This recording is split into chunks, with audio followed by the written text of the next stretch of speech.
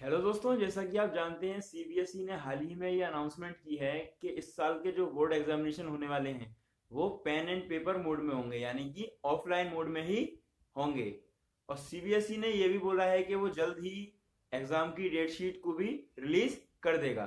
तो ऐसे में स्टूडेंट्स के दिमाग में ये बात आती है कि हम इतने कम समय में कैसे तैयारी कर सकते हैं। क्या हमारे पास बेस्ट स्ट्रेटेजी होनी चाहिए हमारे बोर्ड एग्जामिनेशन में, ताकि अच्छे से अच्छे मार्क्स आ सकें।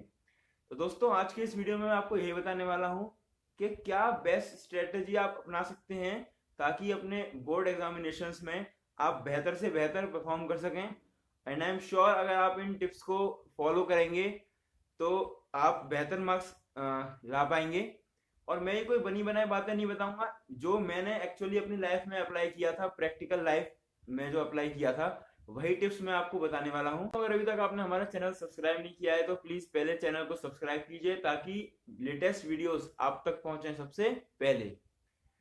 तो जो टिप्स मैं आपको बताने वाला हूं दोस्तों, कैसे आप अपने एग्जाम में बेहतर परफॉर्म कर सकते हैं, उसकी सबसे पहली बात आपको ये जाननी है कि आपका जो कंपटीशन है वो खुद से ही है।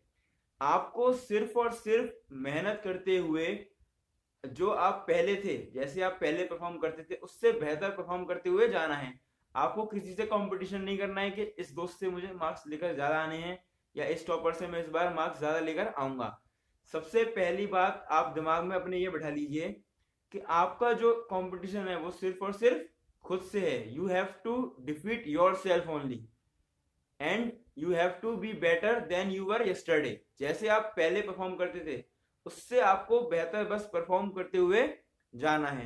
यही अगर आपके दिमाग में स्ट्रेटेजी होगी, यही व्यू पॉइंट, इसी व्यू पॉइंट से अगर आप आगे बढ़ेंगे तभी आप अच्छे स्कोर कर सकते हैं। कंसिस्टेंसी को बनाए रखिएगा और साथ ही साथ मेहनत करते जाइए। दूसरा पॉइंट जो है, जो ज्यादातर स्टूडेंट्स इसको लाइटली लेते हैं बट एक्चुअल में ये बहुत ज्यादा इंपॉर्टेंट है, stick with your syllabus book.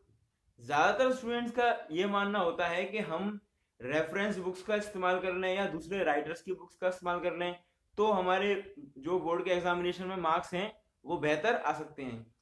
लेकिन जहां तक मेरा पर्सनल पॉइंट ऑफ व्यू है, मैंने अपनी जिंदगी में भी यही पाया था कि एनसीईआरटी, खास करके एनसीईआरटी की जो बुक्स होती हैं, यानी कि हमारी जो सिलेबस बुक्स होती हैं, अगर हम उन्हीं को बहुत अच्छे से प्रिपेयर कर लेते हैं तो हमारे बोर्ड में 90 प्लस हम आसानी से स्कोर कर सकते हैं।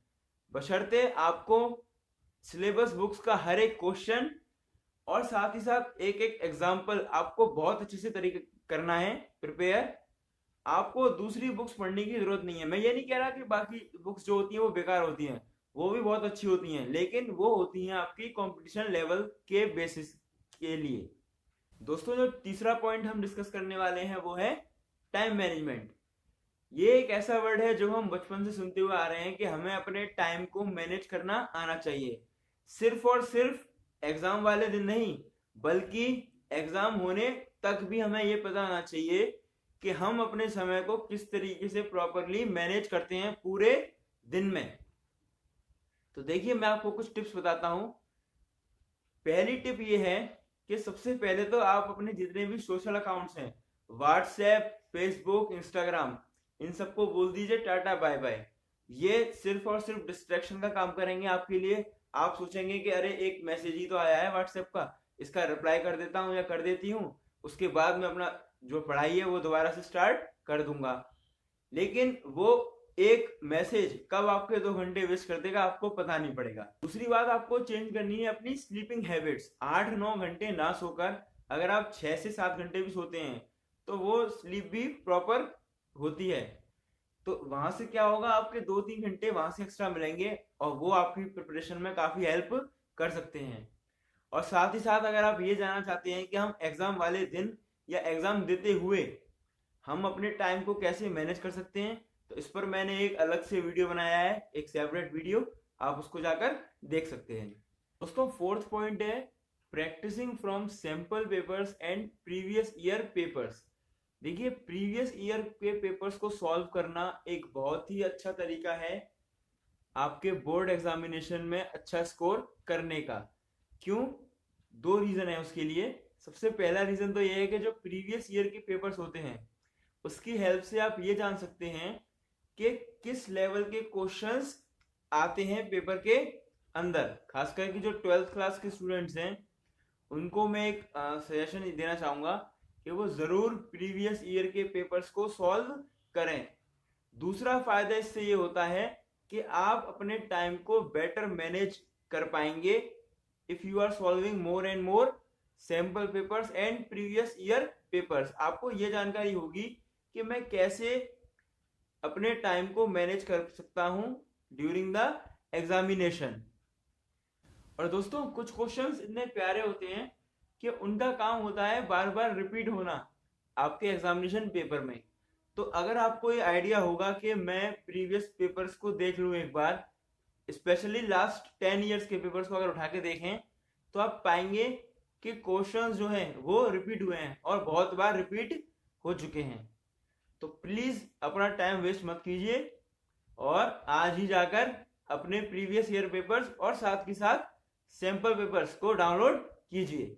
दोस्तों आप जानते हैं भले ही आपकी एग्जामिनेशन की प्रिपरेशन बहुत अच्छी हो गई हो, लेकिन अल्टीमेटली जो फैक्टर आपका डिसाइड करने वाला है आपका परफॉर्मेंस, आपके मार्क्स, वो है आपकी आंसर शीट। किस तरीके से आप आंसर शीट को अपने प्रेजेंट कर रहे हैं, अपने क्वेश्चंस को किस तरीके की आपने हैंडराइटिंग लिखी है, ये बहुत ज्यादा मैटर करता है। अब देखिए मैं ये नहीं कह रहा आपसे कि आप कर्सिव राइटिंग की बुक लेकर और उसमें स्टार्ट कर दीजिए कर्सिव राइटिंग लिखना, नहीं। मेरा कहने का मतलब बस यही है कि आप जो भी काम कर रहे हैं वहां पर बिल्कुल नीट एंड क्लीन होना चाहिए। आप जानते हैं कि एक जो सीबीएसई बोर्ड की कॉपीज को इवेल्युएट करते हैं जो टीचर्स, उनके पास वो लगभग 40 कॉपियां करते हैं 6 दिन में। तो इवेल्युएशन वो किस बेसिस पे करेंगे? अगर आपकी जो नोटबुक है बहुत ज्यादा प्रेजेंटेबल होगी, काफी नीट एंड क्लीन होगी, तो उन्हें भी आसानी रहेगी चेक करने में और वो भी आपके जो मार्किंग होगी वो काफी लीनियंट मार्किंग करेंगे। तो हैंड राइटिंग का प्लीज आप ध्यान रखिए, आप अपना काम नीट एंड क्लीन रखिए, ये बहुत बड़ा फैक्टर होगा आपके मार्क्स को बढ़ाने में। नेक्स्ट है अब हमने क्या करना है एग्जाम वाले दिन, क्योंकि ये चीज बहुत बहुत ज्यादा इंपॉर्टेंट है कि आप क्या क्या एक्टिविटीज कर रहे हैं स्पेशली एग्जाम वाले दिन। देखिए सबसे पहले तो प्लीज आपने देखा होगा ज्यादातर स्टूडेंट्स क्या करते हैं, लास्ट मिनट तक वो पढ़ते रहते हैं। इसका कुछ फायदा नहीं होता है बल्कि नेगेटिव इफेक्ट ही आता है हमारे ऊपर। नेगेटिव इफेक्ट कैसे आता है? अगर आपने कोई ऐसी चीज पढ़ी है एक साथ कि जो आपने नहीं पढ़ी थी पहले, तो आपको क्या लगेगा कि मुझे तो ये टॉपिक आता नहीं है, अब मैं क्या करूंगा? तो क्या होगा? नेगेटिव इफेक्ट आएगा। दूसरी बात, प्लीज कोई भी टॉपिक जो है अपने दोस्तों से डिस्कस मत कीजिए।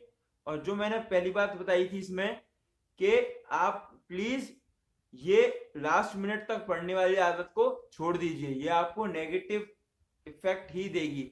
और एग्जाम वाले दिन हमको क्या चाहिए? हमें चाहिए कि हम ज्यादा कॉन्फिडेंट हों, राइट? तो अपने कॉन्फिडेंस को बढ़ाए रखना है हमें।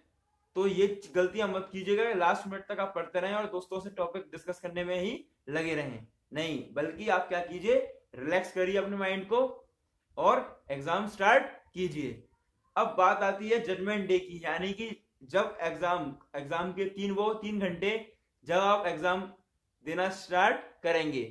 तो देखिए एग्जाम देते वक्त आप सबसे पहले तो क्वेश्चन पेपर को बहुत बहुत ज्यादा ध्यान से पढ़िए, बहुत ध्यान से पढ़िए, एक एक डिटेल्स को बहुत अच्छे से एनालाइज कीजिए। आप देखिए सबसे पहले इजी क्वेश्चंस कौन से हैं, मैं उसको सॉल्व कर लूं ताकि आपका कॉन्फिडेंस लेवल बढ़ जाए। अगर आपको ऐसा लगेगा कि हाँ भाई मुझे ये क्वेश्चन आता है और मैंने उसको सॉल्व कर लिया, तो वो आपका क्या होगा? कॉन्फिडेंस बूस्टअप होगा।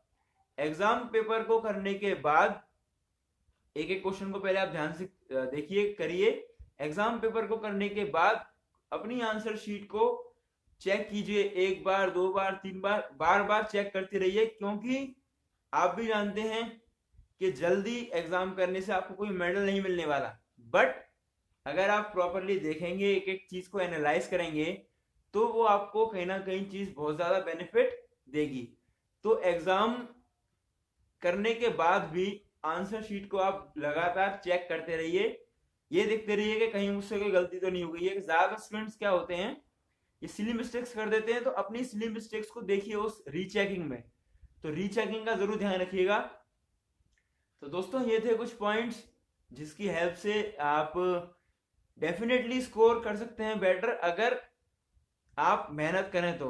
देखिए अल्टीमेटली सबसे जो बात है वो आपकी हार्ड वर्क के ऊपर और आपकी कंसिस्टेंसी के ऊपर ही डिपेंड करती है। आप कितना सीरियस हैं इस बात को लेकर कि मुझे 90 प्लस मार्क्स लेकर आने हैं अपने बोर्ड एग्जामिनेशन में। और दोस्तों मैं आशा करता हूं कि ये जो टिप्स मैंने बताई हैं आपको, जो स्ट्रेटजी मैंने बताई है, वो काफी आपको हेल्प करेगी। और देखिए आप भी जानते हैं कि 90 प्लस मार्क्स लाना कोई आसान काम तो है नहीं। मैं फिर आपको रिपीट करता हूं ये बात, आपका हार्डवर्क, आपकी कंसिस्टेंसी ही ये फैक्टर होगा जो डिसाइड करेगा कि क्या आपकी परफॉर्मेंस रहेगी बोर्ड के एग्जाम्स में। तो दोस्तों लगभग मैंने हर एक पॉइंट डिस्कस किया है कि कैसे आप अच्छा स्कोर कर सकते हैं अपने बोर्ड एग्जामिनेशन में।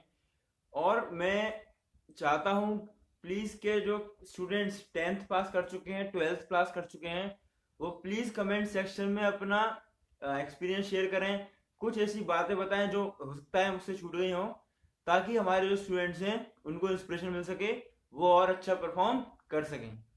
Thank you very much.